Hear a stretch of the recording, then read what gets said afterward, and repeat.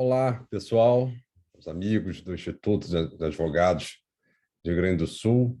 Quero primeiro fazer um especial agradecimento à doutora Sulamita Santos Cabral pelo convite para fazer essa pequena palestra, essa pequena exposição, e também às coordenadoras do estudo de Direito de Família, a doutora Ana Lúcia Piccoli, querida amiga, e a doutora Eliane Bestetti. São duas pessoas, enfim, que vêm aí fazendo um belíssimo trabalho no estudo da advocacia do Rio Grande do Sul, dos advogados do Rio Grande do Sul, e que, enfim, formularam também esse honroso convite.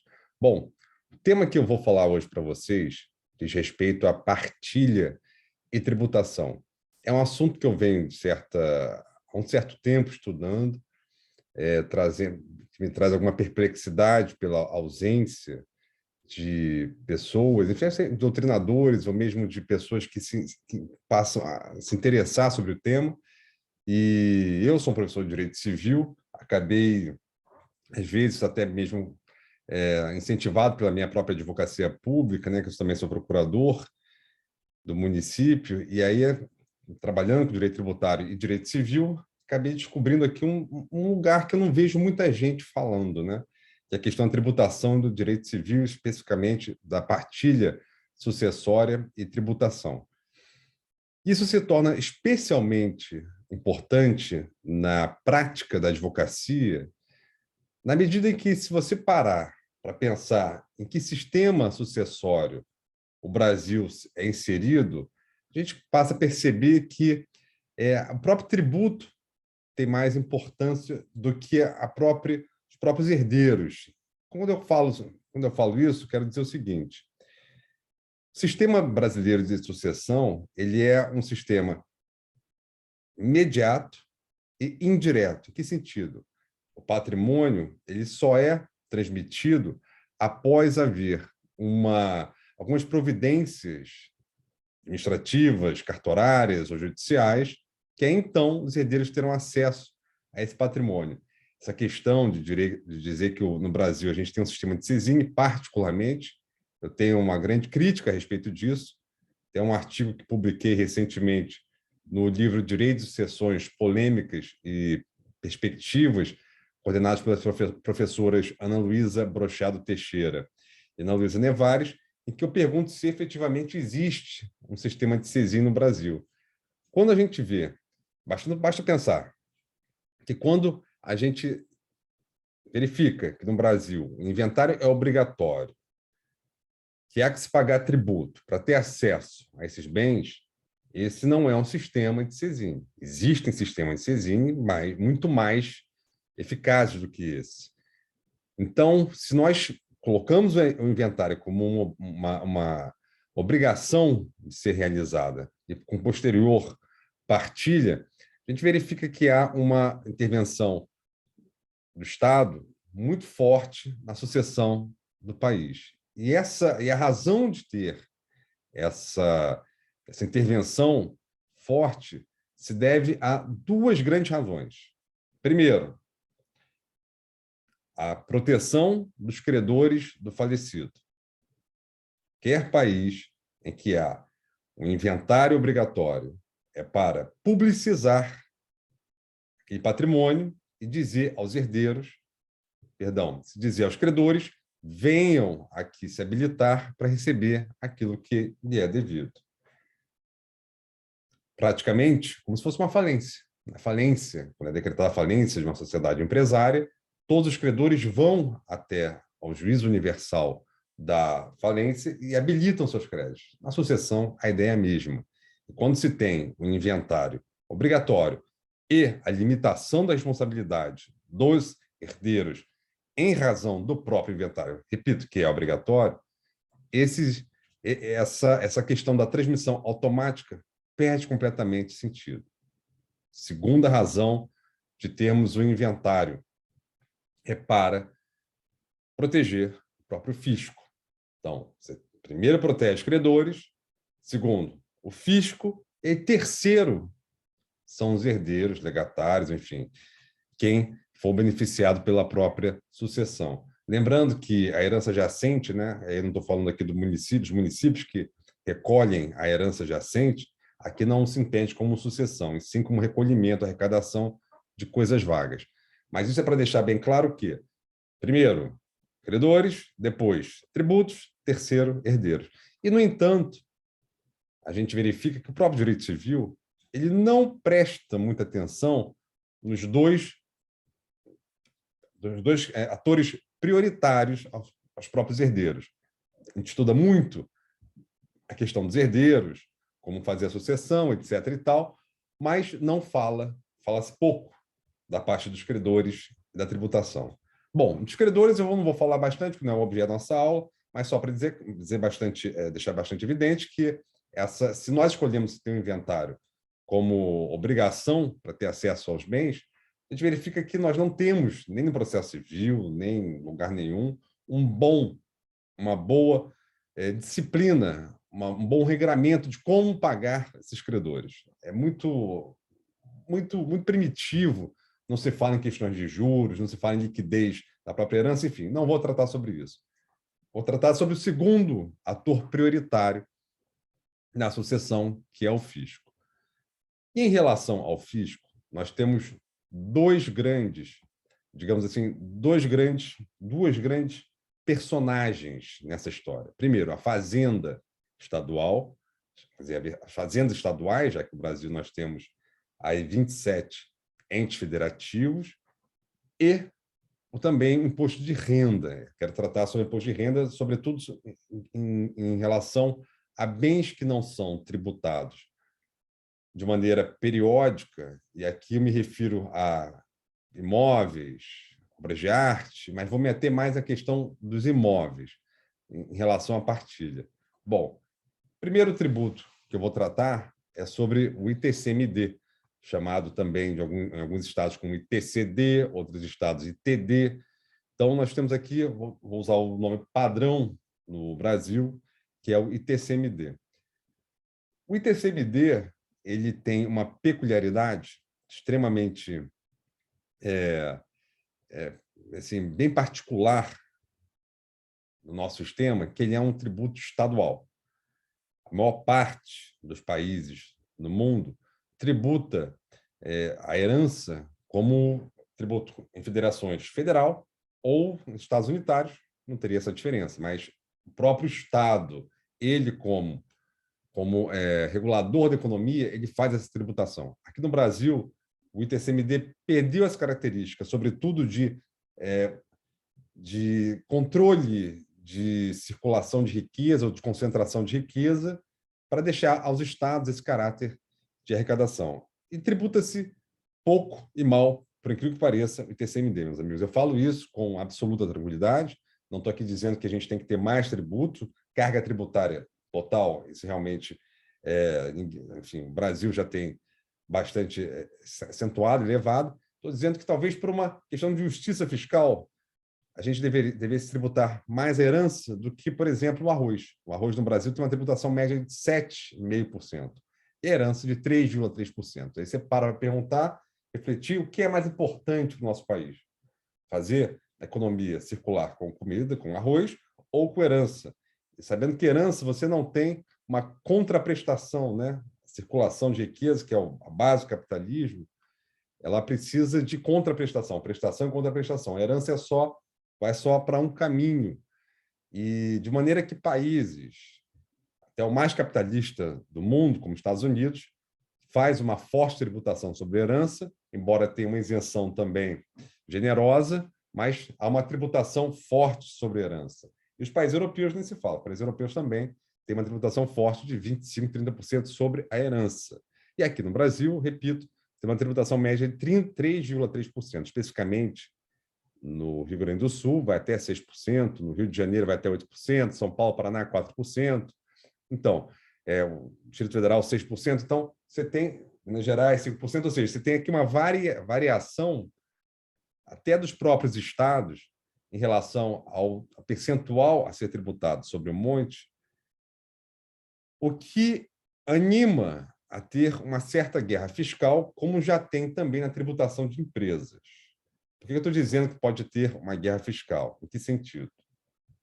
Em relação aos bens imóveis, a Constituição da República ela vem dizer que será tributada a herança em relação ao imóvel no estado em que o imóvel está fincado. Aqui a gente não vai ter dúvida em relação ao local onde será feita a tributação. Então, se tem um imóvel em Caxias do Sul, será Rio Grande do Sul. Se tiver um imóvel em Florianópolis, será Santa Catarina e assim por diante. Agora, em bens móveis, há uma certa, digamos assim, flexibilidade em relação ao estado em que será feita a tributação. Por quê? Porque o inventário, embora a gente tenha na prática forense até mesmo o vício de abrir o inventário sempre no local do domicílio do falecido, e assim indica o próprio Código de Processo Civil, porém, se o inventário judicial essa competência é relativa, ou seja, as partes podem renunciar essa competência, e o juiz escolhido, o juízo escolhido, o Estado escolhido não pode declinar de ofício a competência. Em relação aos inventários extrajudiciais, qualquer cartório do Brasil é habilitado a fazer um inventário de uma pessoa que tenha falecido em qualquer lugar do Brasil. Então, não tem principalmente na parte extrajudicial, não tem essa fixação de competência. E isso dá uma certa possibilidade de escolha pelas partes, pelos interessados, em realizar um inventário onde quer que seja dentro do país. Isso, alguns estados já se deram conta disso e vem diminuindo até a tributação de herança para até trazer mais inventários para o seu estado. É o caso, por exemplo, do Amazonas, que lá tem a menor tributação sobre herança, que é de 2%. Bom, feita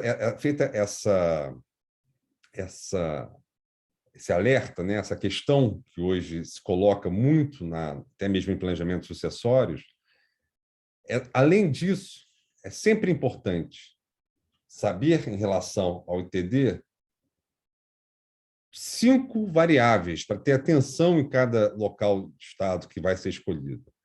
Antes até de falar das 5 variáveis, vou falar de uma questão também muito específica. Como eu disse que credores é a personagem prioritária do inventário, muitos estados costumam promover a tributação na herança como um todo, no bruto da herança, ou seja, não é a herança líquida descontadas as dívidas. Isso é um equívoco. O Estado do Rio de Janeiro é o único que, na legislação, ele já diz que é efetivamente herança líquida. O Rio Grande do Sul não tem essa previsão, esse regramento, de modo que há, no entanto, alguns julgados no Tribunal de Justiça do Rio Grande do Sul dizendo que a herança a ser tributada é a líquida, o oferecimento da tributação é líquido, é herança líquida, e que se faz, portanto, desconto dos valores das dívidas. Em relação a essas 5 variáveis que eu acabei de falar, há que se ter alguma atenção até para verificar qual é o estado que se faz uma melhor tributação ou não. Primeiro, a própria alíquota, que a alíquota ela pode ser progressiva, como no estado do Rio Grande do Sul, que inclusive foi um recurso extraordinário proveniente do estado do Rio Grande do Sul, que em 2013 o STF decidiu que era possível ter tributação progressiva para o ITCMD, o que, curiosamente, fez uma alteração de entendimento no STF, que até então tributos tidos como reais, né, chamam de impostos reais, não impostos pessoais, que não se levam tanto à capacidade contributiva, eles não poderiam ser progressivos se não tivesse previsão constitucional, e, no entanto, quem prevê essa progressividade é uma resolução do Senado, a resolução número 992 do Senado, que está em vigor já há 30 anos, que ali havia, no seu artigo 2º ou 3º, salvo engano, dizendo que as alíquotas do ITCMD no país seriam de 2% a 8%, sendo permitida a progressividade. Então, primeira questão é olhar a alíquota, segundo, a própria progressividade, que eu chamo de objetiva.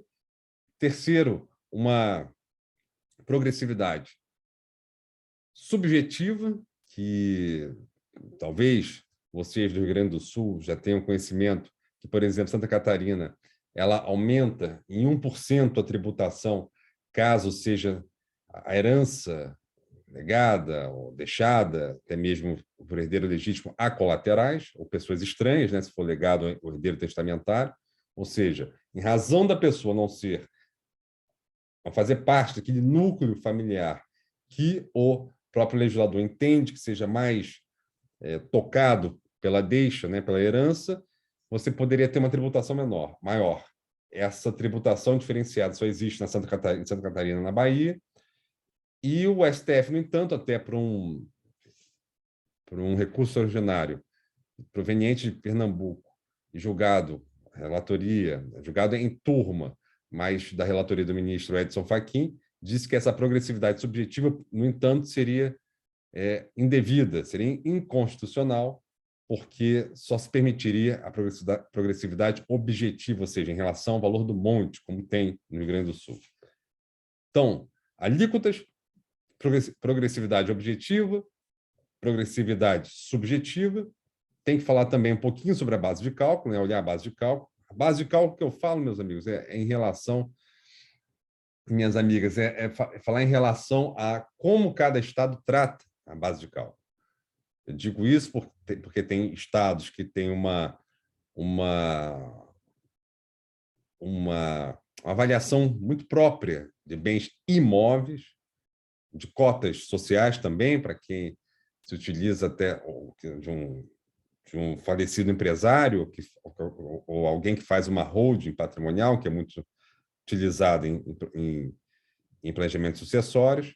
Então, tem que olhar o Estado, como é que ele trata essa questão da base de cálculo.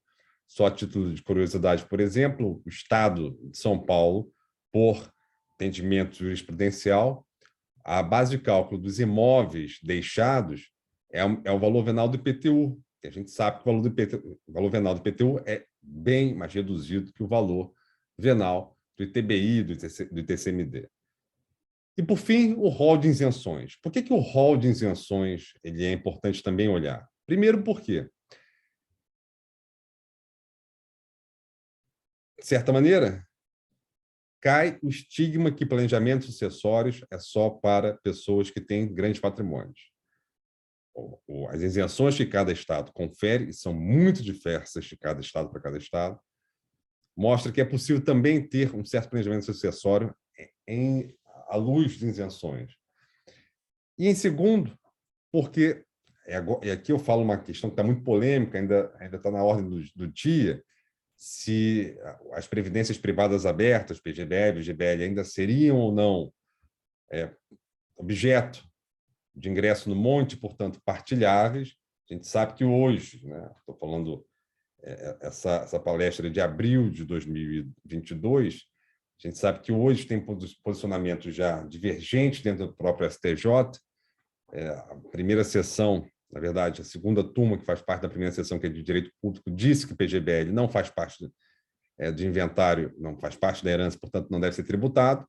A gente já tem turma de Direito Privado, da segunda sessão, dizendo que sim, que deve ser tributado. Essa questão ainda não está pacificada, portanto, não vou aqui bater o martelo em relação ao que deve ser feito em relação ao PGBL e GBL, mas o que eu gostaria de dizer é o seguinte, que independentemente de ser ou não partilhável, computar ou não esse ativo no monte, certo é que há estados que simplesmente abrem mão da tributação no rol de isenção. É o caso de Santa Catarina, perto do Rio Grande do Sul. Lá, a lei catarinense do ITCMD expressamente, explicitamente diz: não iremos tributar previdência privada aberta. Pronto. Então, lá essa questão não se põe. Pode se pôr em relação à distribuição dos quiões, mas em relação à tributação, lá não tem esse ponto. Bom, esses 5 elementos, alíquotas, progressividade, objetiva e subjetiva, base de cálculo, isenção, são temas importantes para saber, para ter uma boa interação em relação ao ITCMD. E um último ponto que eu ia falar também sobre TCMD, eu falei da herança líquida, mas que, na verdade, é um conselho, né? Uma sugestão profissional. Sempre que houver a tributação de algum bem fora do seu local de trabalho, nós normalmente estamos muito acostumados a conhecer a tributação da herança no estado em que normalmente nós advogamos. Mas saibam, e aqui eu acho que eu já deixei claro, que cada estado tem sua peculiaridade e essa particularidade se reflete também no momento do pagamento do tributo. Atenção, não é porque no meu estado, por exemplo, o pagamento do tributo deve ser feito 60 dias após o trânsito em julgado da sentença de partilha, que todos os estados assim serão. A gente sabe que não são. Então, só o conselho para advogados, no sentido de que, caso haja uma tributação em outro estado, faça uma pesquisa prévia sobre como é feito o pagamento, todas as matérias, da tributação deste outro estado, para não ser pego de surpresa depois de pagar, ter que pagar uma multa em relação a algum valor pago de maneira intempestiva. Bom, isso aqui são os alertas dentro dos limites dessa palestra que eu gostaria de fazer sobre o ITCMD. Agora, em relação ao imposto de renda, que eu também deixei claro que eu gostaria de falar um pouquinho sobre o imposto de renda em imóvel, é importante que nós tenhamos em mente algumas questões até para orientação de herdeiros, de clientes, a respeito do imposto de renda sobre imóveis. Bom, primeira coisa que eu digo, toda vez que houver uma transmissão via partilha, e aí partilha de família e partilha também de sucessória, de imóveis, a Receita Federal considera isso como se fosse uma compra e venda. Na verdade, uma alienação gratuita, mas como se fosse uma compra e venda, né? Então, ou seja, a pessoa falecido adquiriu aquele imóvel no valor X e na partilha ele vai ser transferido no valor Y. Há uma peculiaridade, a legislação federal permite que se faça um valor declarado na partilha para fins de tributos do imposto de renda de ganho de capital. Não se aplica essa declaração quando há avaliação judicial desses bens. Aí não se aplica. Só mesmo quando tem inventários, portanto, extrajudiciais, ou mesmo arrolamento judicial, em que há uma liberdade de se colocar os valores a serem partilhados. Então, a Receita Federal permite que você arbitre. Então, se a pessoa comprou R$100.000 um imóvel, está sendo colocado, né, declarado por R$1 milhão, essa diferença de R$900.000 será tributada a título de ganho de capital. É sempre importante saber que esses R$900.000 podem, em razão do tempo em que esse imóvel foi titularizado pelo falecido, há um fator de redução. Então, quanto mais tempo tiver esse imóvel na propriedade do falecido, ou seja, 20 anos, vai haver 20 anos vai ter uma considerável redução desse valor do ganho de capital. Mas para saber qual valor vai ser declarado nesse momento, tem algumas variáveis que também têm que ser refletidas. Primeiro, o que os herdeiros querem fazer com esses imóveis? Bom, se os herdeiros quiserem vender um imóvel residencial, por exemplo, comprar outro, eles podem colocar o valor de R$100.000 baixo, né? E aí não usufruir desse fator de redução, bota o valor de R$100.000 declarado, recebe em seu patrimônio um imóvel de R$1 milhão, mais fiscalmente R$100.000, na hora de realizar a venda e a compra e venda para outro imóvel residencial, e aqui é só residencial, em até 6 meses, há uma isenção específica da própria legislação federal em relação a esse ponto. Então, essa questão, meus amigos, é porque se você comprar um imóvel, na verdade, se você herdar um imóvel que vale R$1 milhão e declarar R$100.000, significa dizer que hoje você está declarar 100 mil, continuar declarando 100 mil reais, hoje você está abrindo mão de todo esse fator de redução. E se quiser vender daqui a pouco para ficar com dinheiro, aí não para usar a isenção fiscal que tem específica para outras compras de outros imóveis, aqui você terá, portanto, uma tributação muito forte, porque você acaba de ganhar um valor, né? Acaba de ganhar, de ter aqui um valor 900 mil reais, como se tivesse investido 100 mil reais num dia, no outro dia tivesse ganhado 900 mil reais, vai ter uma tributação fortíssima sem esse fator de redução que eu estou falando agora há pouco. Para essas questões tributárias da Receita Federal, no imposto de renda sobre ganho de capital, eu indico fortemente que existe um decreto federal que envolve todos os bens, perdão, envolve todas as leis acerca do imposto de renda, que é o decreto, eu acho que eu tenho por aqui, se não tiver, basta dar no Google colocar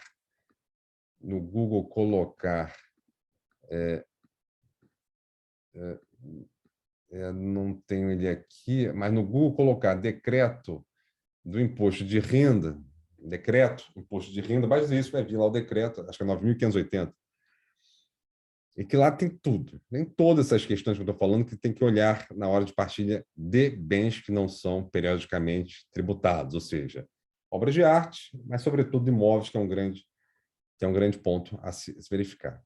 Bem, primeiro, então, portanto, quero renovar meus agradecimentos aos Institutos de Advogados do Rio Grande do Sul para poder falar um pouquinho sobre essas questões tributárias em partilha, dizer que é um tema que carece de um estudo mais aprofundado, tem estudos esparsos, e dizer que, enfim, coloco aqui à disposição para eventual dúvida, podendo entrar em contato. Se quiserem, tem meu Instagram, que é o daniel.bucar, para tirar alguma dúvida a respeito do tema. E renovo, portanto, também o meu agradecimento à doutora Sulamita, à doutora Eliane, à doutora Ana Lúcia, pelo convite e dizer que foi realmente uma grande honra falar aqui para os nossos colegas gaúchos, nossos colegas e nossas colegas gaúchos e gaúchas. Muito obrigado